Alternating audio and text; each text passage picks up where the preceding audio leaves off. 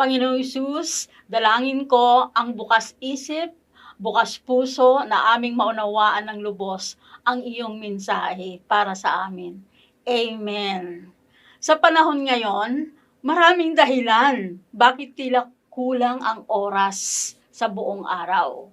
Sobrang busy sa gawain para sa sarili, busy para sa pamilya, busy sa trabaho, busy sa ministry, at busy sa ibang mga bagay katulad ng social media. Ang mensahe ngayon ay paalala para sa iyo, para sa ating lahat na followers ng Panginoong Hesukristo. Ang mensahe ito ay warning at pag-asa ang ibinibigay sa atin. Mababasa sa Book of Revelation chapter 2 and chapter 3 ang mensahe ng Panginoong Hesukristo tungkol sa tunay na kalagayan ng 7 churches. Now, ang church ay hindi po ito building, kundi ito ay mga tao.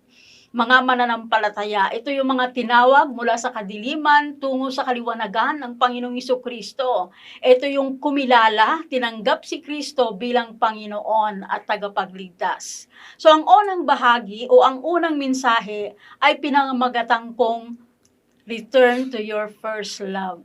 Basahin ko sa Revelation chapter 2 verse 4 and 5 sa New King James Version. I know your works, your labor, your patience, and that you cannot bear those who are evil. And you have tested those who say they are apostles and are not, and have found them liars. And you have persevered and have patient and have labored for my name's sake, and have become weary. Nevertheless, I have this against you, that you have left your first love. Remember therefore from where you have fallen, repent and do the first work, or else I will come to you quickly and remove your lampstand from its place, unless you repent. Now, basahin ko rin sa Magandang Balita Biblia, nalalaman ko ang mga ginagawa mo, ang iyong mga pagpapagal at pagtitiyaga. Alam kong namumuhi ka sa masasama. Sinubok mo ang mga nagpapanggap na apostol at napatunayan mong sila'y bulaan. Alam ko ring nagtiyaga ka, nagtiis ng maraming hirap alang-alang sa akin, at hindi nanlupaypay. Ngunit ito ang ipinagdaramdam ko sa iyo, nanlalamig ka na sa akin. Hindi mo na ako mahal tulad ng dati. Alalahanin mo ang dati mong kalagayan. Pagsisihan mo at talikdan ang iyong masasamang gawa, at gawin mong muli ang mga ginawa mo noong una.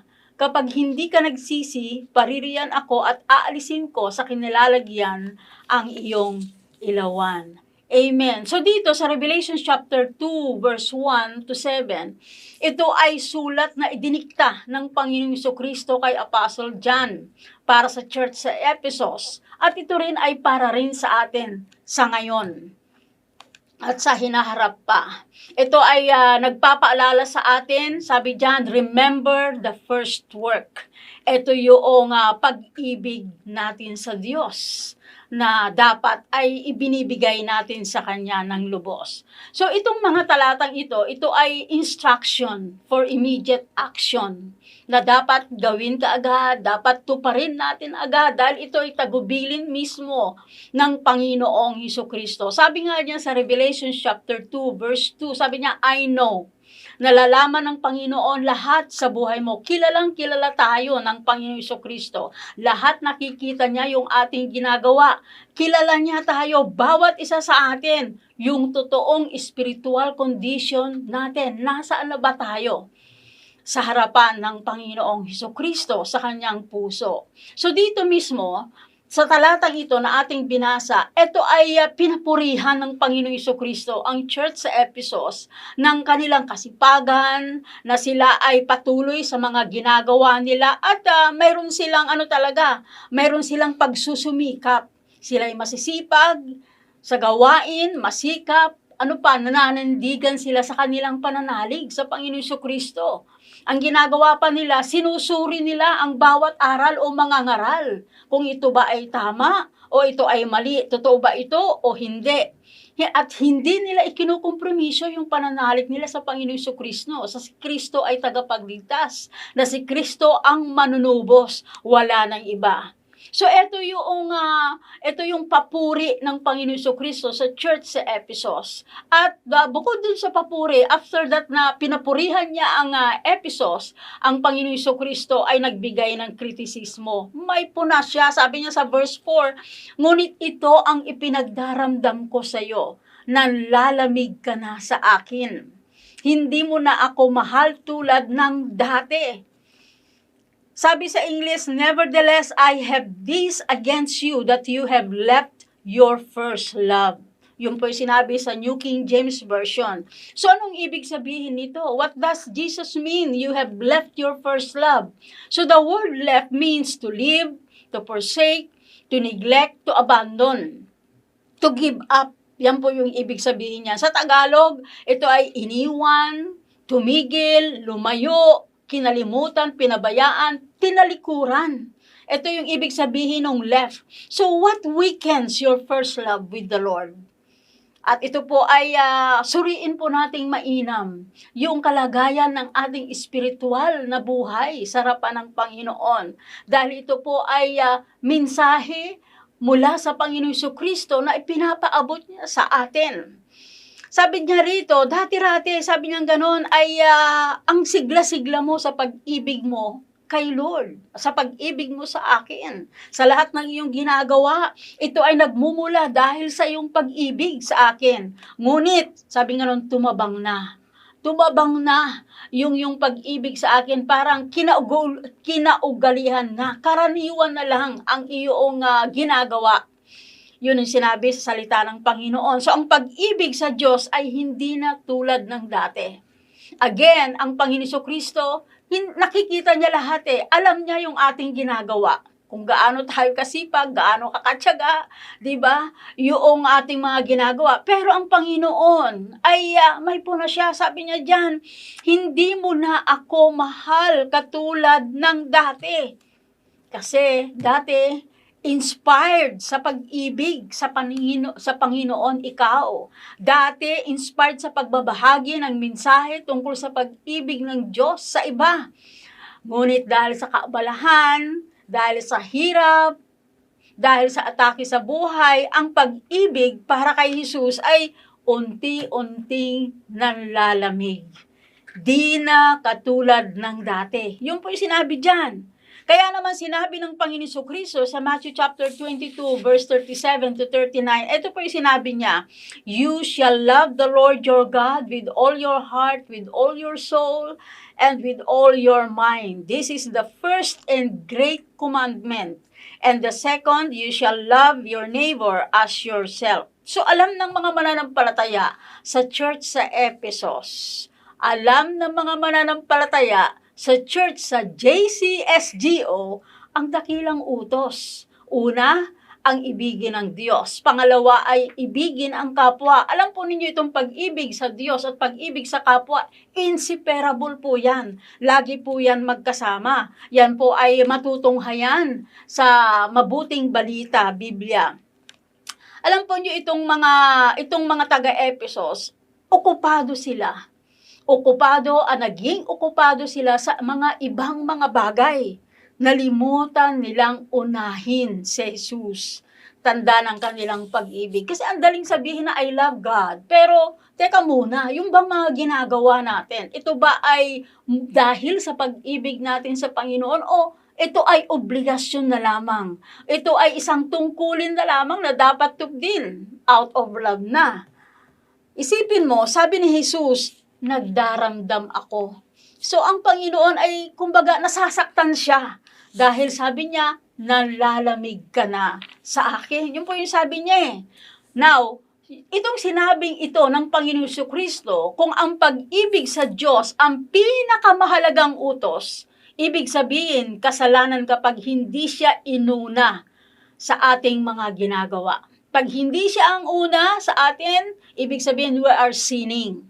So ano ang advice rito ng Panginoong Jesucristo? Sabi niya sa atin, kung ito yung nararanasan natin, repent and do the first work. Balik sa Panginoon, return to the Lord. Amen. Kung saan mo iniwan ang Panginoon, ang presensya ng Panginoon, at ikaw ay bumalik sa Ehipto. Now, pag sinabi natin Ehipto, ito po ay nagsisimbolo ng worldly. Yung makasanlibutan, papunta sa Egypt, iniwan na ang pag-ibig. Unang pag-ibig sa Panginoon at bumalik sa Egypt. At marami pong ganyan na nangyayari sa atin. Amen. So, ang tanong dito, where are you spiritually now before the Lord? Nasaan ka na? Alam po ninyo, ang salita ng Panginoon ay tayo ay patuloy niyang ginaganyak, ini-encourage na pagtagumpayin natin, gapiin natin ang mga bagay na nagpapatabang ng ating love kay Jesus. Sabi nga niya rito, marahil sinasabi natin na alam naman ni Lord yung ating mga struggle. Alam naman ni Lord yung mga laban natin. Alam ni Lord yung mga pagsubok ko, kaya ako ganito, busy ako sa mga bagay-bagay na ito. Pero sabi nga dito na napapabayaan na natin yung ating tunay na relasyon sa Panginoon. Amen. Praise God. Wag nating sabihin ng mga bagay, na mga excuses natin na hindi natin priority ang Panginoon. Remember, ang unang utos is to love God with all our heart, with all our soul, with all strength, with all our mind. Yun po yung sinabi niya. Amen. So wag ho nating hayaan na ang sinuman ay makasira ng ating pagkakatawag sa Panginoon. At huwag nating payagan anumang bagay na mamagitan sa atin, sa pag-ibig natin sa Diyos. Amen. Praise God. So gawin mo muli ang ginagawa mo nung dati. Yung po yung sabi dyan, ibalik mo yung dating init at sigla, ang relasyon sa Panginoon. Alam po ninyo, marami ang gumagawa sa ngayon, pero wala ng pag-ibig. Ginagawa ang mga bagay, ang ministry, pero wala na yung alab ng pag-ibig sa Panginoon. Psalms 51 verse 12, sabi rito, restore to me the joy of my salvation. Hindi naman po yung salvation ay re-restore eh. Kasi nga, yung salvation nandyan lang.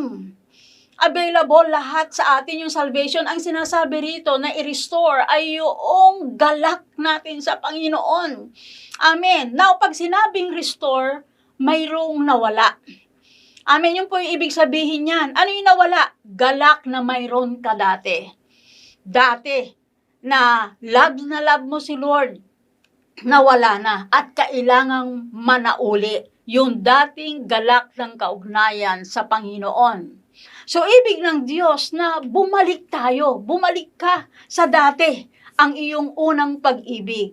Ito ay bibigyan ko kayo ng isang halimbawa. Katulad na lang ang mag-boyfriend, 'di ba? Talagang excited ang mga 'yan, 'di ba? Hindi makatulog sa gabi, pinagbubulay-bulayan, iniisip-isip ang bawat isa, yung mga magandang bagay. Sobrang excited, 'di ba? Ang bawat isa sa kanila hanggang sila ay nagpasyang magpakasal.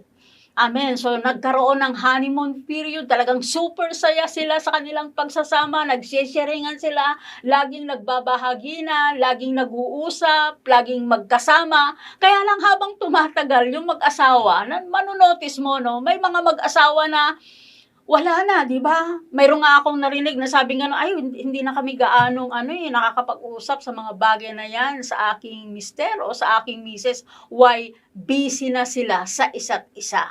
Nawala na yung dating init ng pag-ibig. So ito po yung hinahanap sa atin ng Panginoon. Ibig ng Diyos na ibalik sa dati yung ating unang pag-ibig sa Kanya. Gawin muli yung ginagawa mo noong una. Do the first work. Yung po yung sabi dyan sa mga talata.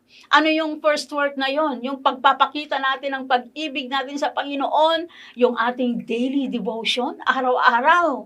Yung pagbabasa at pag-aaral ng salita ng Diyos, yung ating meditation, yung ating pananalangin. Dahil ang panalangin yan po ay pakikipag-usap sa Diyos. Amen. Tayo ay nakagkakaroon ng kalakasan. So bigyan po natin ng panahon yung ating pagbabasa ng Biblia araw-araw. Ang dating init at sigla. Amen. So huwag hayaang lumamig dahil busy sa anumang bagay sa ating buhay. Busy sa mga laban sa buhay, sa harapin sa buhay. So ang church sa Ephesus, ginagawa naman nilang mainam ang kanilang ministry. Naninindigan sila sa panuntunan ng Biblia, ngunit wala na yung dating init ng pag-ibig kay Jesus. Do you love God with the same favor as when you were a new Christian? Ikaw ang makakasagot nun. Ikaw ay naging abala sa iyong obligasyon, marahil. Kaabalahan na humalili at pumalit sa pag-ibig mo kay Jesus. Bumalik sa unang pag-ibig at ituon ang pansin kay Jesus. Huwag bigyan ng katwiran ang sarili. Mahilig po tayo dyan, di ba? Gumagawa tayo ng mga excuses upang hindi natin magawa na unahin si Jesus sa ating buhay, di ba? Tayo ay gumagawa ng mga katwiran to justify yung mga ginagawa natin. So halip, ano po ang gawin natin? Aminin natin. Wala na ang alab ng pag-ibig kay Jesus. Amen. So dito mismo, the Lord says to repent and do the first work. So ito po yung dalawang gawain o this action are the solution of a cold heart. Kung ikaw ay nanlalamig na, tayo nanlalamig na, ang sabi diyan, repent and do the first work. So the Ephesian church, inalayunan nila yung kanilang sarili from their first love. Inilayo na nila, nakalayo na sila.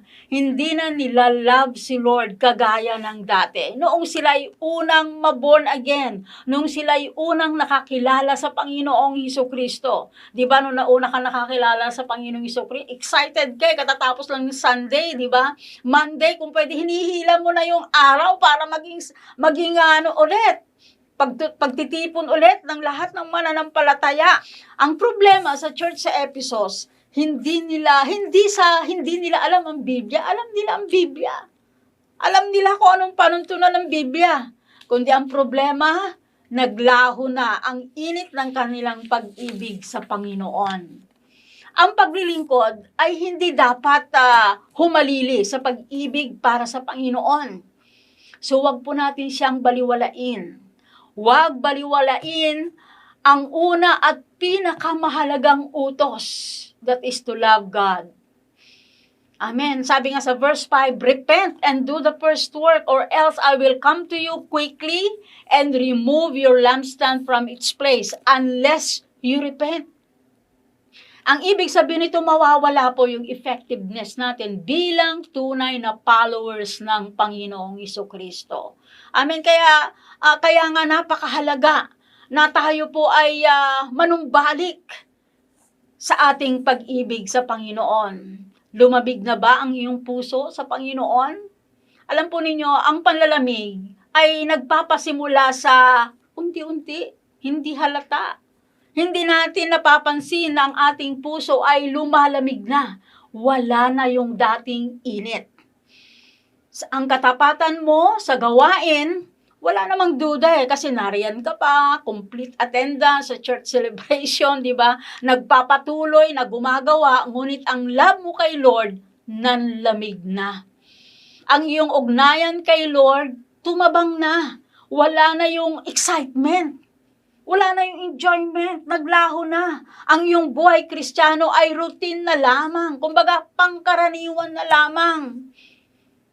Anong sabi ni Jesus? Again, basahin ko. Sinabi niya, Matthew chapter 22, verse 37, you shall love the Lord your God with all your heart, with all your soul, and with all your mind. Amen. Sabi pa nga niya dyan, you departed your love from me. Iniwan mo na ako. Pinabayaan mo na yung pag-ibig mo sa akin. Yung po yung ibig niya sabihin. Sabi nga, bagamat hindi mo pa tinatalikuran o itinatanggi ang iyong relasyon sa akin, pero tila i-give up mo na ako. Yun po yung ibig sabihin niyan. Amen. Na nais na ipaabot sa atin. So nagsimula po tayo ng mainam, ng mabuti, kaya lang unti-unti, yung ating pong personal devotion sa Panginoon ay nawala na yung kasigasigan. Ang ating puso ay tila nanahimik na sa Panginoong Jesucristo. So wag po nating i-give up yung ating pag-ibig sa Panginoong Jesucristo, yung katulad ng dati, yung kasing init ng dati, kasing alab at sigasig ng dati. So dito mismo, sa sulat sa church sa Ephesus, ay ito po yung maihahambing natin sa istorya ng magkapatid na si Martha at si Maria sa Luke chapter 10 verse 38 to 42. Dito po sa talatang ito ay sinasabi diyan na ang Panginoong Jesucristo ay tumuloy sa bahay niyang magkapatid na ito na si Martha at saka si Mary. At si Martha, ang ginawa ni Martha ay talagang naging abala siya sa mga gawain, sa pagsisilbi. Doon po yung kanyang kabalahan. Samantalang si Maria, pagdating ng Panginoong Jesucristo, ang ginawa niya, umupo siya sa paanan ng Panginoong Jesucristo at pinakinggan niya ng taimtim ang mga aral ng Panginoong Jesucristo. At habang nangangaral ang Panginoong Jesucristo, lumapit si Martha at kinausap niya si Lord Jesus. Sabi niya, Panginoon, ano ba tong kapatid kong to? Hindi man lang ako tulungin dito. Nandyan lang siya na nakaupo. Ano po sabi ng Panginoong Jesucristo sa verse 41? And Jesus answered and said to her, Martha, Martha, you are worried and troubled about many things, but one thing is needed. And Mary has chose the good part which will not be taken away from her. Sabi sa Tagalog, ngunit sinagot siya ng Panginoon, Martha, Martha, naliligalig ka at abala sa maraming bagay. Ngunit isa lamang ang talagang kailangan. Pinili ni Maria ang lalong mabuti at ito'y hindi aalisin sa kanya. So dito, si Martha, masyado siyang busy sa kanyang serving. Na ito na yung humalili sa kanyang pakikipag-ugnayan sa Panginoon, yung panahon niya sa Panginoong Jesucristo. Kaya naman siya ay nag-complain kay Lord Jesus, di ba? Na si Maria walang ginawa kundi hindi siya tinutulungan kundi naupo doon, nakikinig sa kanyang mga aral. Pero alam po ninyo, pinapurihan ng Panginoong Jesucristo si Maria na inuna niya yung one thing that is needed. One thing that is necessary. Yun po ay yung maupo sa paanan ng Panginoon at makinig. Ito po yung sinasabi diyan na lalong mabuti. Talagang kailangan. Isa lamang ang talagang kailangan. Yun ay ang ugnayan natin sa Panginoon. Di ba sinabi ng Panginoon, apart from me, wala kayong magagawa. Amen. So kailangan natin ang Panginoong Jesucristo. Unahin siya sa ating mga buhay. Many of us are so busy trying to keep up with the ministry, hindi ba? At naniniglect na natin yung ating pakikipag-ulayaw sa Panginoong Jesucristo. Amen, iniisip natin, kaunti lang ang oras, kapos sa oras upang tapusin ang gawain. Amen, alam po nila, prioritize natin ang ministry, ang gawain, ang kaabalahan, kaysa sa panahon sa Panginoong Jesucristo. Alam po ninyo, tayo po ay guilty. Tayo po ay nagkakasala. Amen. Ang pinili natin ay yung mas mababa na bahagi. Amen. Pero pag inuuna natin, yung mahalaga, yung talagang kailangan, ang pagpapala ng Panginoon ay doon dumadaloy. Amen. Amen. So what is necessary? What is essential and irreplaceable ay ito po yung ating time sa paanan ng Panginoon, sa ating pananalangin, sa ating pagbabasa ng Biblia, sa ating meditation, amen, at kasunod na doon, yung mga gawain, yung mga kaabalahanan, amen. So, Jesus mismo, alam po ninyo, ang Panginoon Jesucristo ay nagbigay sa atin, nag-iwan sa atin ng magandang halimbawa, na siya po ay nananalangin muna bago ang ministry, bago ang gawain o mga kabalahanan. Yan po ay mababasa sa Mark chapter 1 verse 35 to 38.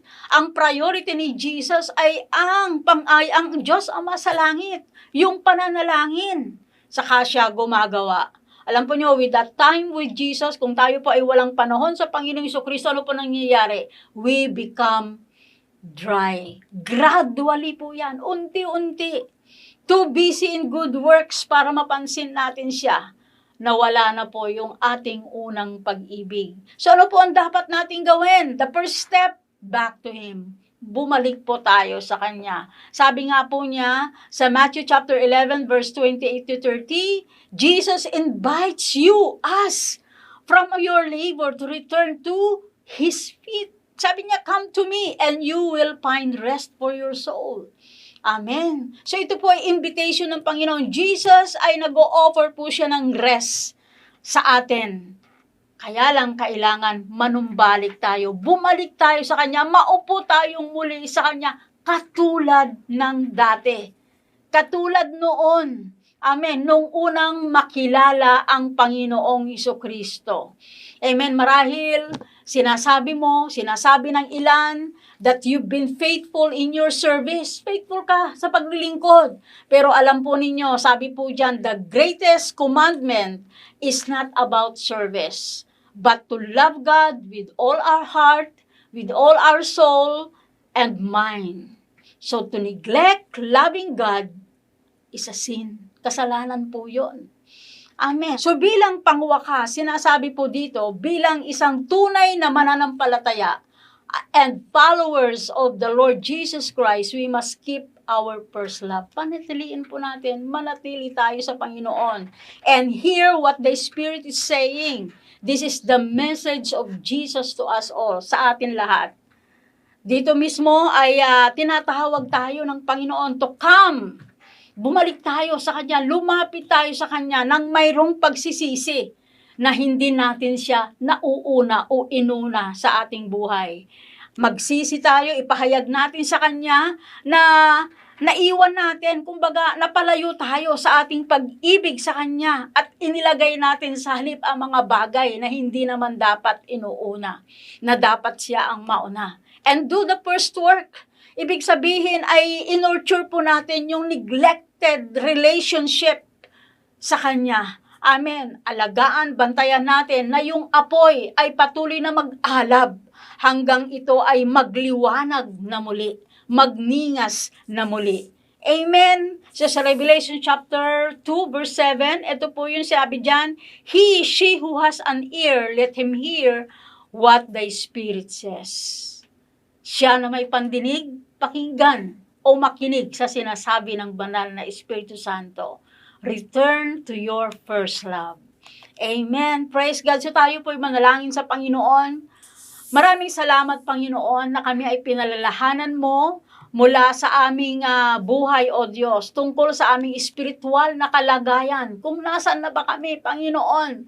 Salamat nga, O Diyos, na ang aming puso sa iyo, O Diyos, ay nanunumbalik, Panginoon, sa iyo. Patawarin mo kami, Panginoon, sa panlalamig namin, Panginoon, na mas inuuna namin, Panginoon, ang mga kabaalahan ng mundong ito. Ang ministry, O Diyos, sa halip na ikaw ang aming higit na pahalagan, O God. Salamat nga, O Diyos, na kami, Panginoon, ay nire-restore mo, Panginoon. Ibinabalik mo kami sa iyong presensya, sa iyong piling, Panginoon, yung dating alab ng aming pag-ibig sa iyo, O God. Salamat, Panginoon. Tulungan mo nga kami, O Diyos, na mapaglabanan, ma-overcome namin yung mga nagpapahina ng aming first love sa iyo, Panginoon. Thank you for the restoration, O Lord God. At dalangin ko nga, Panginoon, na yung pong apoy ay manumbalik, Panginoon, sa amin, O Diyos, sa aming pag-ibig sa iyo, O God. Lord, pagpalain mo siya, Panginoon, na nakapakinig ng mga talatang ito, at dalangin ko nga, O Diyos, na ito ay magbigay ng iba yung sigla, Panginoon, sa aming pakikipag-ugnayan sa iyo. Maraming salamat, Panginoon. Sa iyo po ang kapurihan, kadakilaan at kaluwalhatian sa tanging pangalan ni Jesus, aming Panginoon at tagapagligtas. Amen.